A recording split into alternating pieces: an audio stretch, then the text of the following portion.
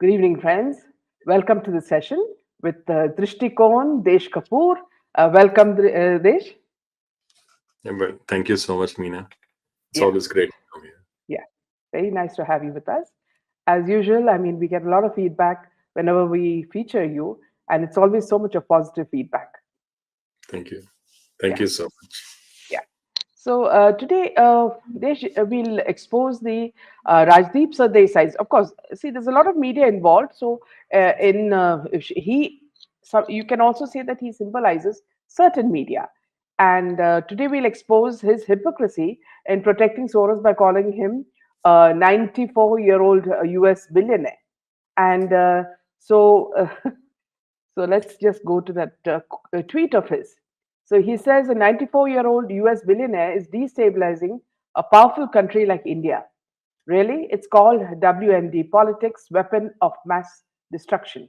When you don't want to or can't answer the questions of the day, bring in the ubiquitous foreign hand, old trick, new players.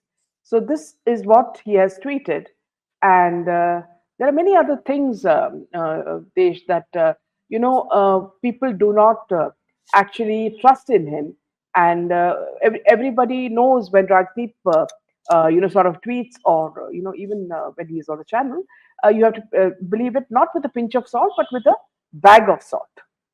So before we start, That's before we start, Desh, I just like to say a few things about his past and how people tend to forget it. mm, So in 2007, Rajdeep Sardesai, he aired a program on CNN IBN claiming that Sorabuddin encounter was fake. Then in 2008, he was awarded the Padma Shri by Sonia Gandhi. In 2010, Amit Shah was arrested in the Sorabuddin case and he spent 3 months in jail. He was acquitted in 2014 as it was a fake case. Now, 2018 courts declare Sorabuddin case as false. Everyone is acquitted, and many had their careers ruined and spent years in jail because of this. Now, in 2020, Rajdeep and 10 other journalists apologized in court for fake reporting in 2007. And 2024, Rajdeep is tweeting about misuse of agencies to settle political scores and calls others Godi media. And his wife, Sagarika Ghosh, as we all know, has joined TMC. And then, when the husband is not tweeting, this lady starts tweeting on Mamta Banerjee's behalf. So this is the kind, a kind of background to Rajdeep's, kind of reporting and what he tries to project. So let's right. start with this, Desh. You've been writing a blog on this, and let's just take it from there, and then in between, I'll just give some pointers. Right. See, they say that, an honest politician, and I'll change it, an honest journalist is the one who, when bought, stays bought. So I wrote in my, post on X that, Rajdeep Sardesai is like the journalistic son papri. Like one guy buys and he just keeps sharing it with everyone else and giving it to everyone else. So he's that kind of a guy.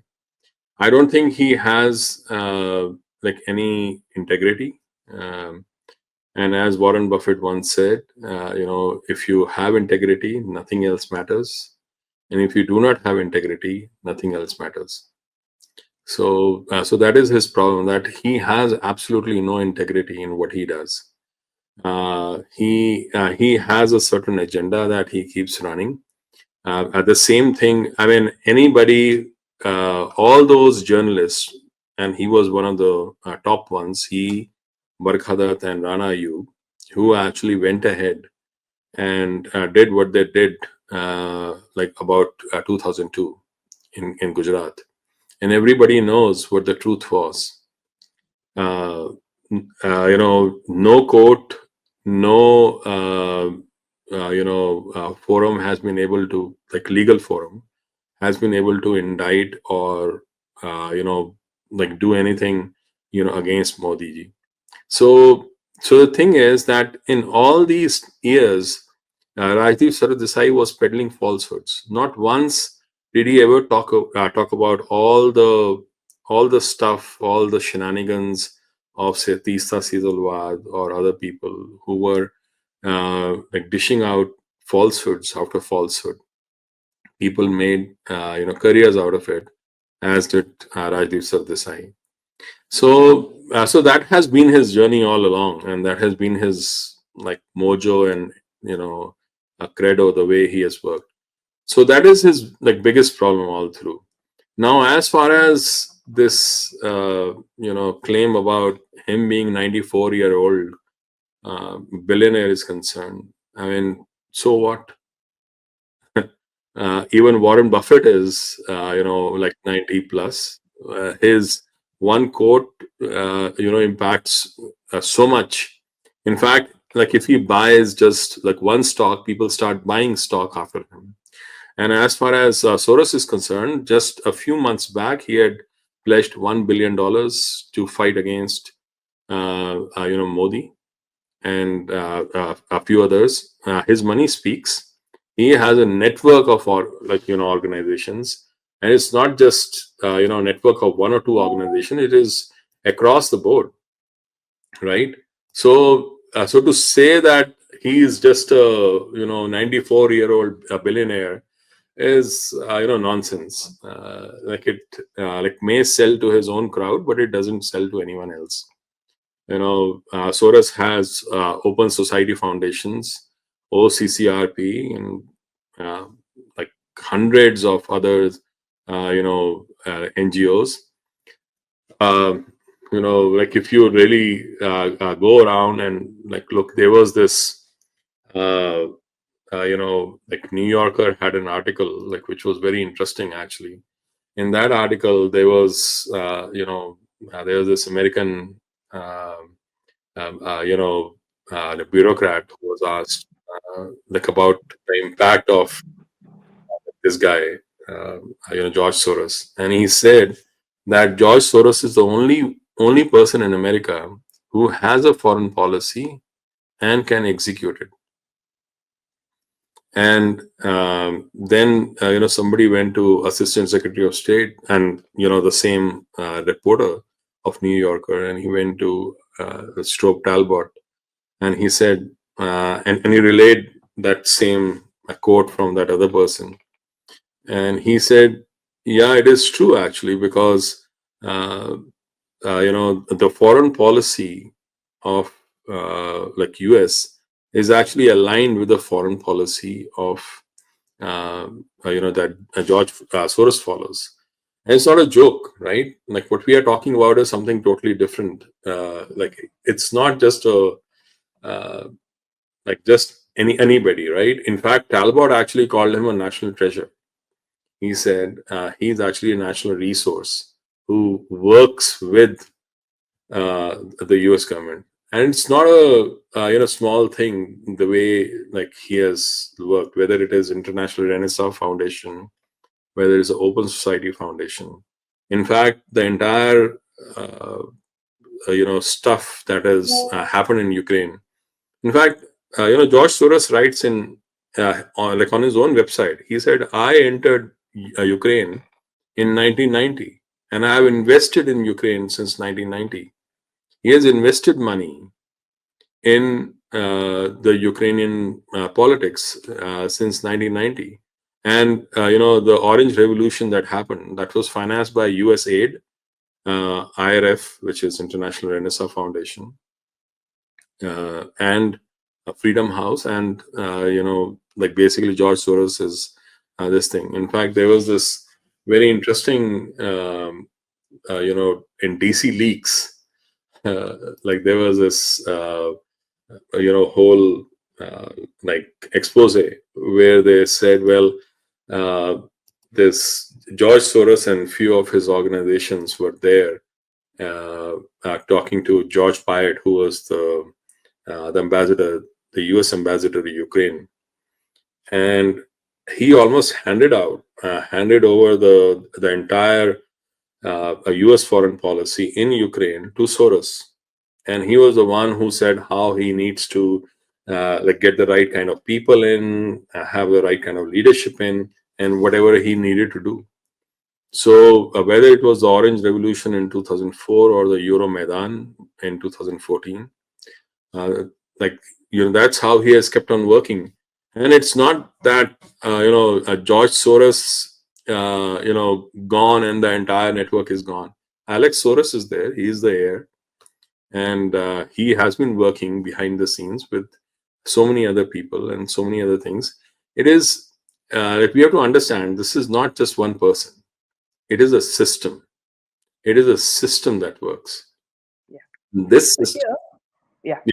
So it's something that we've been seeing over the years. Every time that Rahul Vinci has been traveling, he's been meeting people connected very closely with Soros. Here you see he's traveling with Amrit Singh. Now, she's the Director of Accountability, Liberty and Transparency of Open Society Justice Initiative, a project which is funded by George Soros. And if you look at this image, you will find that all these people, they work very similar to a Soros gang, who are working to destroy India and to attack Modi ji all the time. And the farmers' protest is just one of these examples of what they've been using to destroy India. Now, if you go back to the fact, Desh, see what is it that Soros really wants, and what is his agenda? Yeah, see, in terms of how Soros works, like we have to see that his like main agenda is to actually have control over the countries that he targets. So whether it was the Malaysian economy or it was the Bank of England at that time, and even like if you look at the United States, most of the judiciary, he has actually infiltrated most of the judiciary. Forget about judiciary. He has infiltrated even the intelligence agencies here in the US. So, so it's not a small thing. I mean, like he likes to work through all sorts of different, organizations. And I'm not just making it up. In fact, like recently, he bought like entire company which owns, I don't remember, I think around 200 radio stations in the US. So so basically, like he looks, looks at media, he looks at the judiciary, the legal side, the NGO side, and tries to take over as much as possible. So that, see, ultimately it is about control. The more they can control society, the more they can like make things happen for themselves, and that is the sad part, right? Because they don't like, and like this is common to most of the deep state. See, whether it was Rockefeller or it was Rothschild or it is George Soros, the billionaires, the way they work is always the same. That they want to control as much as possible, and they keep investing in each other's areas as well, and keep boosting each other's investments and work. But Soros is like his ways are very very different in some ways. One, like he's quite overt also. He has that bug in him that after some, like initially he was very he used to downplay. There was like one time, actually this was a point of discussion also in one of the articles in New Yorker or something like that, where they said, so why is he coming out so much? And the reason was that he felt more and more confident now because there was nobody who could challenge him around here. So, so within the US, there are not very many, politicians or even like business people who are like going to, challenge him. And like it is not about like religion. It is not about, any like nationalism. Like it is about power and control and also profits. The reason why US has become the hub for all these people is because US wields so much of power. US can go and demolish and destroy a country on whim. And that is like what it has done everywhere, even Syria and earlier Iraq and Libya and all those places, right? So that is where like Soros is a little different from Rothschild and like Rockefellers, because Rothschilds and Rockefellers, like those people are the ones who work under the radar, under the surface. It's very tough to find out like where all they are working. But Soros has been quite open in the sense that his organizations have been working uh, like throughout, and people know. And like Open Society Foundation that he has like has been proliferating everywhere, and like it is out there on his like websites also. I mean, like whatever I'm saying about George Soros entering here, like Ukraine, like it is not someone else who was saying it. It's on georgesoros.com. You can just go and check it. So it's as blatant as that. So, Uh, so Desh, right. when you say, if Rothschild works from, discreetly and he is more open, is there some link between the Illuminati and the deep state? Uh, I don't see. Actually, I wrote a very detailed newsletter like this time, and like I don't like to call them Illuminati or like Illuminati or those kind of words. But there are all these people actually work together, and there is very like whether it is Bilderberg group, or it is uh, you know like other groups, that Council of 13, Crown Council of 13, Committee of 300, Council on Foreign Relations, Trilateral Commission, Club of Rome. And in fact, one of the place they say that World Economic Forum is a daughter organization of Club of Rome. Hmm. And people talk about Illuminati, but I I don't have a whole lot of like evidence about like those kind of like efforts, so I don't talk much. But there are other organizations, Chatham House. Chatham House came up with a Chatham House rule where like you have free and frank discussions in those forums. You can listen to them, but you cannot reveal the identity of who spoke and what they said. You can use that information. And so if you like, and there are roundtable groups like which happen even now. So all these organizations. So if you look, there is a global elite, Crown Council and the Committee of 300, and then they have the strategic think tanks, right, and the secretive forums. So you have Chatham House in terms of think tanks, Council on Foreign Relations. On the other side, you have secretive forums like a Bilderberg group and roundtable groups and all that. And then comes to operational like organizations like IMF, WEF, United Nations, and World Bank. And then based on what has already been set up in terms of like larger policies from the global elite, and then strategic like discussions that brought out the stuff, they permeate down to the lower level for the operational organization, and then they come to the national level actors. In national level actors, they have intelligence agencies, media conglomerates, and based on that, they go down even further on the local level. They have universities, NGOs, grassroots organizations. So then so now if you look at this whole thing, and if you go back to how Soros's organizations are working and how he and other people have been there. See, Bilderberg group, like if you really see, uh, they have some very interesting like participants. Like when you look at the like who all went, like it is very interesting that Bill Clinton, Margaret Thatcher, Angela Merkel, Emmanuel Macron, Tony Blair, they all went to Bilderberg Group meetings just a year before they were elected. Just a year before, all of them, and they have been doing like whatever was required for those people. Like Satya Nadella has been there. people like Arvind Subramaniam, who was a chief economic advisor to Government of India, until 2018. Fareed Zakaria.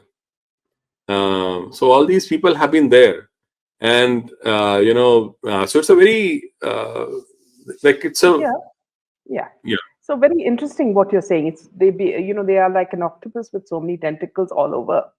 Now, right. something that people have not really connected with, but of course, people, writers like you would know, is that in India, the things that make us strong are Sanatana Dharma, you have the businessmen, the business, corporate world, and of course, you have the strong leaders as well. So now, if you were to look a little back, Desh, you will see that a lot of our gurus, we're talking about everybody from Nityananda to Asaram, all these people, even, also all of them. They were targeted. And at that time, I remember when I was discussing with these people, they would say, it's the deep state. You know. And the very fact that, see, what is the foundation of India? It is Sanatana Dharma. And these people were very, very passionate about what they were teaching to the followers. And they had a very huge following. So that's one group, and they were harassed. I know in detail how, for example, Swami Nityananda was. He had to escape from India. Nobody even stood with him. So I know him. It's been inside out. They have discussed everything with me, and they would keep telling me it is the deep state. So police in Gujarat harassing them, all this sort of thing. Second thing is also why Adani has been targeted. So you're talking about a corporate world who is making India very, very strong. And here also you'll see constantly. I mean, when you see videos of Rahul Gandhi, using these masks to show Adani and Modi and all, you see how low they have become. If you want to attack Adani, then why aren't you attacking other people like Ambani and all, who you've been using extensively for your travel and whatnot? Okay, your focus is only on Adani. So that's another thing. The corporate, world who makes India a success. Then you have leaders like Modi ji, who are being targeted continuously. Now, one thing, Desh, is that it's not only, we are not talking about only Sardesai. There are so many people who are, media, who is, constantly supporting the Soros group.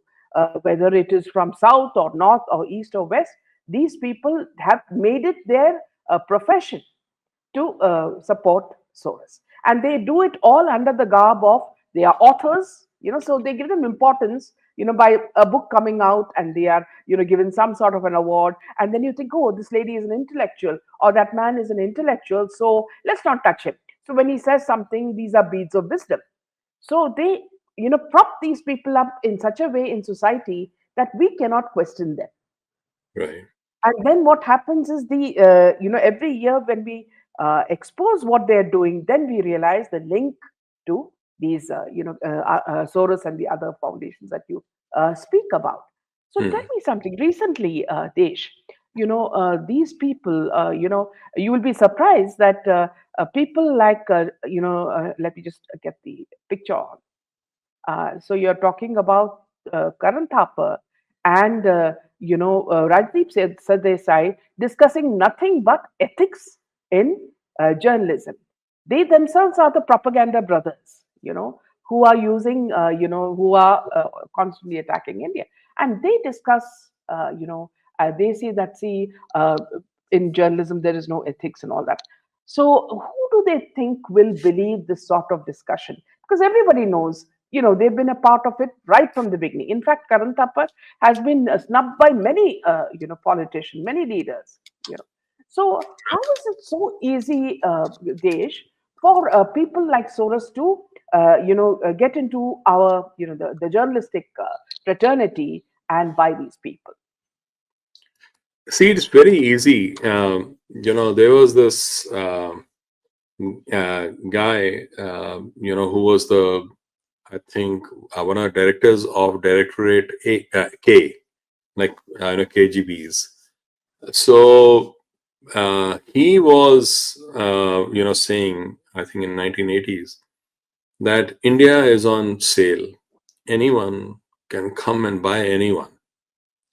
So almost everybody in the political and the journalistic uh, entire arena were on sale basically. They would write things which were which backed certain groups, whether it was communists or whether it was America or whoever their masters were. So it was so sometimes CIA like would not trust their people whom they were buying, because KGB would come and buy some them for something else.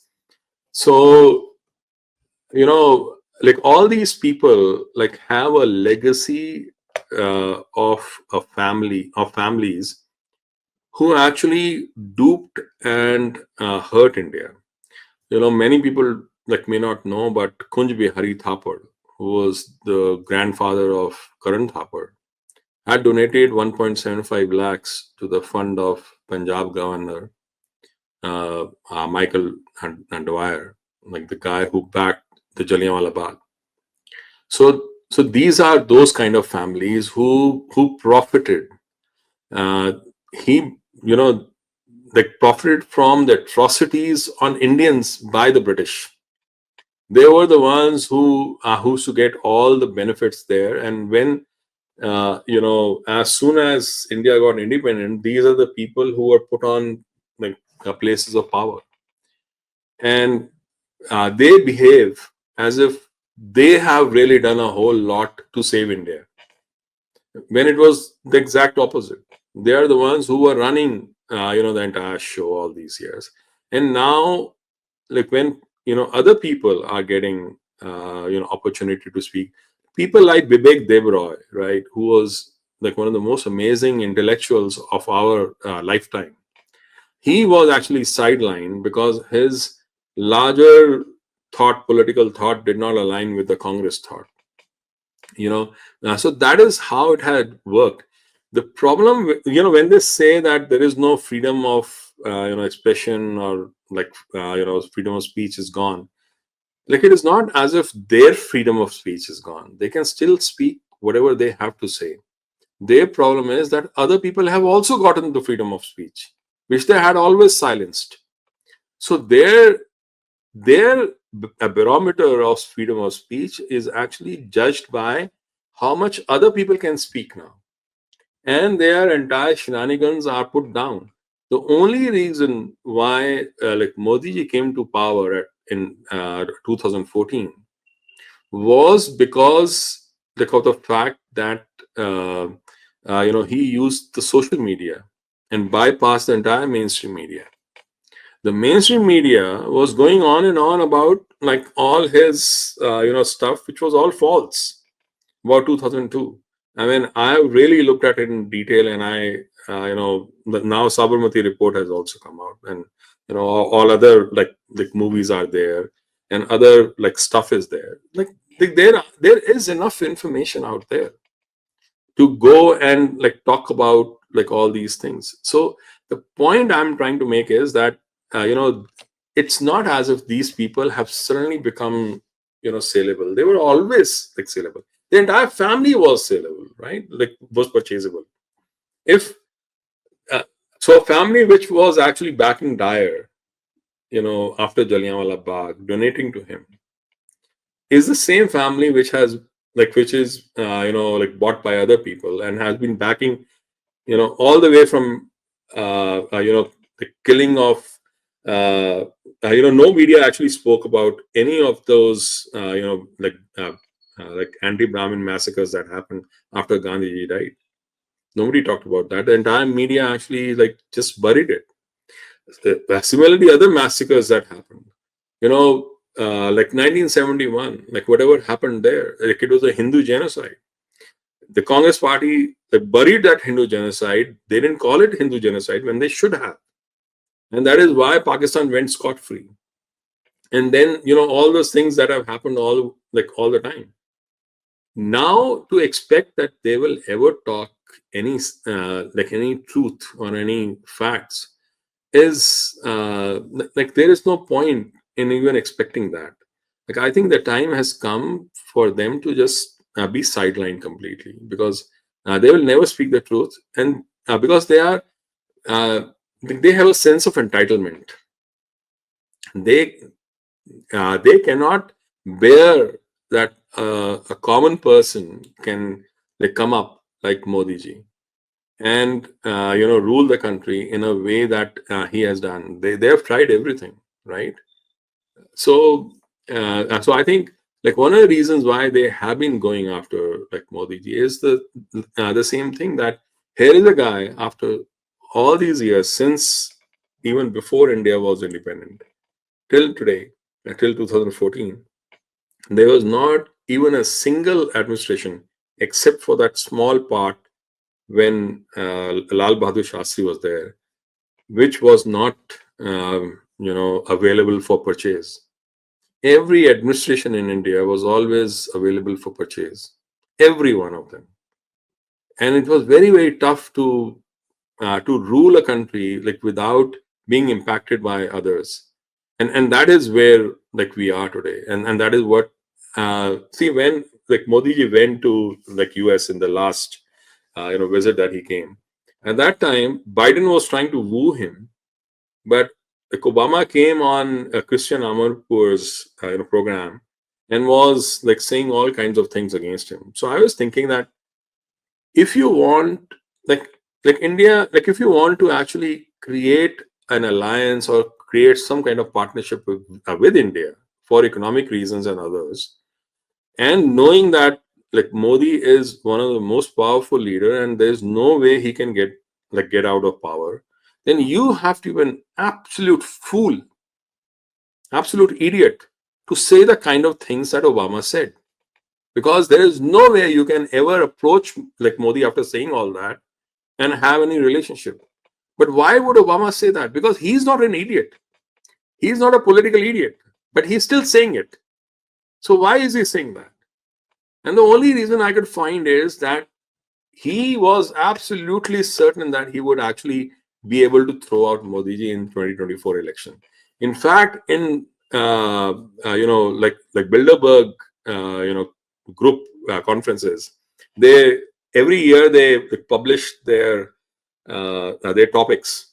In 2023, the only time India ever figured out in that like, topics was in 2023, and every like you can easily guess why, right? And so they were very certain that it would happen. It's just God's grace that it didn't, because like that is what they have been trying to do. See, So Dinesh, so at that time I had said like I'll just like say just one yeah, thing. Like please, at that please. time, like I had said that you know they want India, but without Modi. Mm, That's the problem that they have. yeah. So, if you look at the back history, see, when I was in Iraq, I was studying in Iraq, and at that time, Saddam Hussein was in power, and he was one of the strongest leaders for Iraq. And the way Iraq was progressing, you'd be surprised. They had all these flyovers and all that, and it was progressing very fast. And he was a very dynamic leader. Then, of course, America interfered and they threw him out. Now, this is not the only case. It was also in the case of Libya, when Gaddafi was also thrown out. So then, if you look at so many other cases, if you look at Egypt, you look at now what's happening, in Sri Syria. Lanka, and then you look at Bangladesh and now Syria. So I think they've got so used to dictating, what happens in other countries, that they just pluck up the leaders and throw them out, or they make them run away, whatever it is. They feel that they can loot them and they can do what they want in that country. Now, they have failed in the case of India, as you say, because Modi ji is a strong leader. And also the fact that, see, people are quite intelligent and they're able to make out that there has been interference, international interference, by a way of wealth being thrown around. Now, if you look at journalists, Desh, see, you'll find that, see, people who are really genuine journalists do not have much money. They're all just ordinary people with ordinary bank accounts and all that. But if you look at Rajdeep Sardesai, he lives better than even what we would say Arvind Kejriwal, who has a spa and a gym and everything. Now he has a bungalow, and he's got watchmen, and he lives a very, very larger than life image. Now, this how does money come to these journalists? Is it through these sources, Desh? Yeah, like these are, see, the problem is that what had initially journalism was actually a vocation of middle class people. If you really look at the origins of journalism, if you go back to India's independence struggle, like you'll find, uh, like Sardar Kartar Singh Sarabha, who went to, with the Gadar party. He started a newspaper, the Gadar there. Bhagat Singh, Bhagat Singh wrote for so many newspapers. Bal Gangadhar Tilak, Gandhi ji. So many people, like all these people wanted to like say something, and they did not have a whole lot of like resources. They are the ones who started. In fact, if you like go back to 1980s, and if you like remember, like journalists had this image of being the jhola wala, jhola wala guy, like going on a cycle or a scooter, Lambretta or Vespa or something like that, and like going like there. That, like at least in the local, the vernacular, media, that was always the image, right? That is how they used to work. Over time, what has happened is that journalism has ceased to become a voice of the middle class, a voice of the local people. It has become the voice of the elite. So when the elite realize that they have a tool in their hand of Yeah. power, they started investing in like in all this. So when India got liberalized, when Doordarshan went away and Star TV and Z TV and all those things came in, at that time the investment was so huge. So they wanted returns. News became a spectacle, and they saw what power it had. So suddenly the journalist actually ceased to like have any relationship with the ground. Most, I mean, there was this like Ravish Kumar, like when he was doing the elections, especially during the COVID time, like he had not gone out of his home for so many like months. But how was he like speaking about those things without going anywhere? Right. So journalism has become a joke like over time. So now when journalism is imploding, especially in the US and outside, because Substack has come, like tools are there now for people to write. A Substack is there, and other like tools are there. So then like it can clearly be seen that like they keep saying, oh, journalism is imploding because there is so much of partisanship. No, it's not because there is so much of partisanship. Partisanship was always there. The reason why it's imploding is because the journalists have absolutely no link to the common person.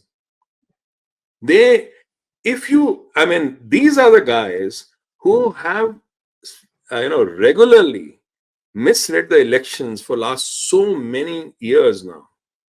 How could you do that? How could you be a journalist and still not know which side, like it is like it's not as if they miss by a little, they miss the entire result.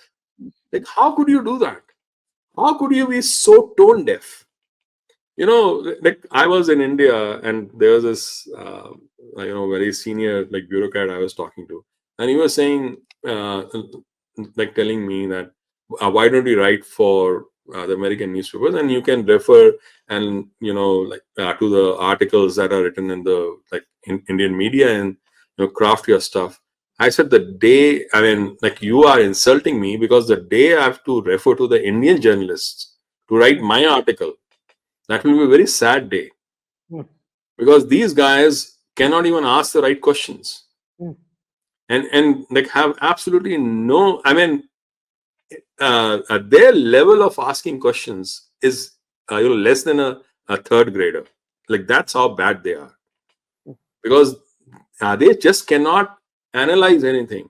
If this was Like if this was the level of analysis in any of the corporate guys, they would have thrown out in the very first week itself. But these are the journalists, the top journalists. So here, let me just a small interjection. What you say is so true, Desh, because see, when I made a movie on a documentary on a dancer, Kathakali dancer who's got a Padma Shri. The movie was based on his life and the truth about his life, ups, downfalls, and the rise and all that. So at that time, we were in Kalamandalam in Kerala, and we had called for a press conference. Now, as you say, some journalists had come. Of course, they sent their reporters. And when they sent their reporters, now, see, being a journalist myself, I thought, the questions that they would ask would be after they did some research and about the dancer or, the style of the documentary. But they did not have any idea. Living in Kerala, they had no idea even about Kathakali. Kathakali, which is an ancient art in India, which is Keralites are very proud of and showcase wherever they go. They had no idea about what the dance was. They had no idea about the dancer who won a Padma Shri and who's the top in that field. And they were asking me very silly questions. Then I realized, as you said, how low the standards of journalism has gone because they're not interested in that, as you said. See, they're not interested in culture or anything. They just want what is masala. Now, if somebody is fighting politically or some other this thing, they have the channel has an angle. They will tell them you just do this, okay, cover it from this area or cover it from that side. So they're so used to being spoon fed. They don't even have the capacity to ask their own questions, or even judge something, in its entirety. So this is just a small incident that I'm talking to you about. But as you said, we've been watching the way, journalism has stooped so low that everybody, they get so agitated even if you ask questions. As you said very clearly that, see, people are telling you, you do your writing based on, some Indian journalists or whatever. We get a lot of calls. I get very strangely, Desh, I get some calls and they say that, see, we are an event management team and we are doing an event and we need an editor for that. Can you imagine? I mean, I just take the photo and I just keep it. So there are different ways that they want you to fall into a trap and so many other things, because if you've got a reputation, for example, your Drishtikon is very well known and people know the way you write and you're not scared of anybody. You're doing your job very well. So like you, social media has changed this whole thing because there are some very, very strong writers and journalists who are speaking the truth without any fear. Right. So do you think that mainstream media has been challenged by this kind of social media? Yes, it has been, right? Because see, the thing is that mainstream media people, if you really look at them, like whether it is in US, whether it is like the entire West, and even in India, what has happened is they went from a place where they used to report the news to trying to craft a society where they could create the news. Yeah. So you understand the difference. Like if you look at Nida Radia tapes, if you look at like how Barkha Dutt would cover, like 2611 and other things, and how COVID was being covered, that they were trying to craft a society where they could create the news as an opinion. So it was not reporting that was going on, and what has happened is that like people have seen through, and there are unfortunately in India, still there are a lot of the gaps in understanding of things, like how the global research like has gone on. Like I was, you were talking about Adani. Why are they like attacking Adani? The reason is because like Adani Group is a national champion corporation, like we discussed earlier. National champion corporation is a standard concept that goes everywhere. Now you can call it crony capitalism because my national champion is my national champion, but your national champion is crony capitalism. That's a okay. Sada kutta kutta to kutta Tommy wola scene. So the thing is that Like that is like why like we have called it like love jihad, for example. The entire Europe has faced the scourge of grooming gangs. Everybody knows about it. Yeah. Like if we had used the same kind of semantics and terminology, then like things would have resonated better with the global audience, which we didn't. And these guys, the journalists, the mainstream media, like who's out there, they have a certain way of bringing you down, and that's how they work. The other people are not trained in those kind of debates. Like if you go around like debating with people, then you get that idea of how like these like what is the process that they follow. So if you start following that process, then they don't stand a chance. And that is the reason why Substack, like which was started, is actually becoming the place to go for most of the journalists. In fact, they have started like something just for India, so that uh, people in India can start writing like real stuff on Substack. In fact, like when I started my newsletter on Substack. But I later on moved to another platform, and that's where it is now. But like people in India can do that, and like they can create that, and there's local coverage. So today, when you look at X, or what used to be Twitter, like it is the largest news media today, the largest news media. People go to X for news, not the mainstream media. And that is because the citizen journalism has become much more effective, like much better. Like there was that like famous exchange between the BBC and like Elon Musk. So BBC guy was saying, well, there is no fact checking there. So he said, I can tell you so many instances where BBC has gone wrong. So have you apologized? Have you brought that out? Like you haven't, but you were wrong, right? So who decides? And that is a very important point. Like who decides? Like these people who have been bought, or the common people? So I think there is a change that is happening. It will probably take 5 to 10 years, but in those years, mainstream media will have a major problem, and that is the reason why they have come up with it, like with this farce called fact checking. These fact checkers are also backed by Soros, actually. Yeah, If you absolutely. really look at it, like it's also like backed by them, and they wanted to, like I call this a righteousness framework of power. Righteousness in the Christian theology means that the ability to be justified and to speak the truth. So in theology, in the Christian theology, it is said that only God is righteous. Only God can say things like which can be justified or which are truth. Human beings cannot. So by that association, only Jesus was the living person who could have said the truth. The only way you can like so that imputed righteousness comes to human beings when they submit themselves to Jesus. That's how the theology works. Like where do you get this like information from Bible?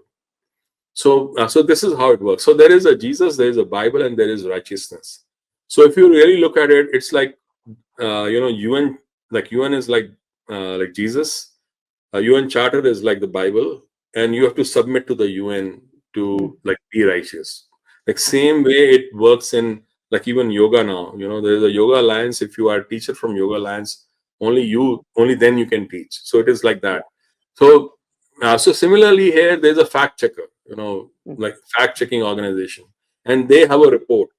So they have created a Jesus, they have created a Bible, and that's how this whole work, the framework of power works, and that is how it is going on now. So people will break away from it. I think one of the greatest thing that has happened in the last, like for this generation, for the world, is that Elon Musk bought X or Twitter.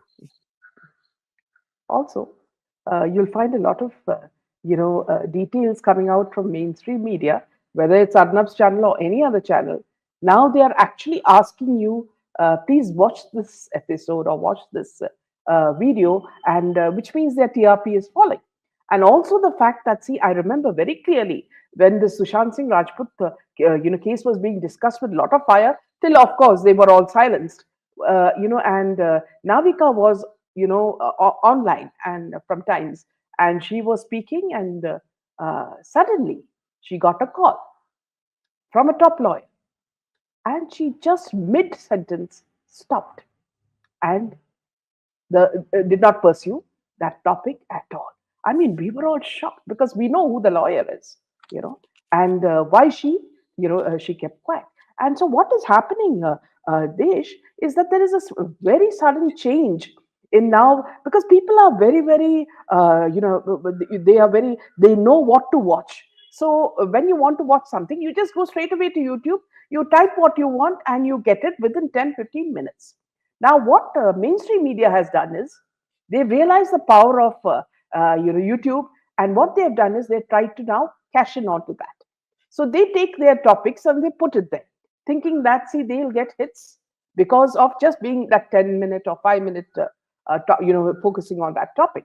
So you see how, as you said, not only Twitter or whatever X, has changed the way people think because it's become the main news portal. Also, the fact that, see, people do not rely anymore on mainstream media because they know they're biased, and there are so many people breathing down their neck, and this is all, of course, money related. And whereas you have YouTubers who are not funded by anybody, they are telling you the truth, and if you don't like it, just go to another YouTube channel. So they have so much of choice, and this itself, because I know for a fact, let me tell you something, Desh. See, if I invite any of these politicians, on my channel, look at both the parties, or the BJP or the opposition. If I invite them to come and speak, none of them will come. Okay. Right. Now, if you are saying that you're in a democracy, you can speak the way you want to speak the truth, then why are you hesitant to come into a channel? I'm not saying that it's because I'm bold or I'm speaking the truth. No, I'm just asking you your opinion. So if Right. you are saying that you are, a party that wants to bring in, a difference, its truth and everything, then you should be the first one to come on our channel and explain what's happening. Right. Okay. But they want to use you in different ways, to make their party strong, which is not happening. You see, you're getting exposed all the time. Right. So, as you say, there has been a huge difference in the way media is being, watched, and how they are being slaughtered. So, and of course, people like yourself are also, speaking in detail, doing your research, and in detail, you are, saying what's the background. So, what happens is that the common man, understands much better when he's reading your blog, or listening to you on a certain channel. They understand much better than these what you call these debates, bashing debates that happen in mainstream media at 8 o'clock and 9 o'clock. So I think the TRP has also started falling very badly, and now they are facing the repercussions of these kind of interferences, isn't it? Right. Yeah. Yeah. See, the thing is, I mean, like, even when I um, like started writing this, like, really long form, like, newsletters with evidence, that is how I wanted to write.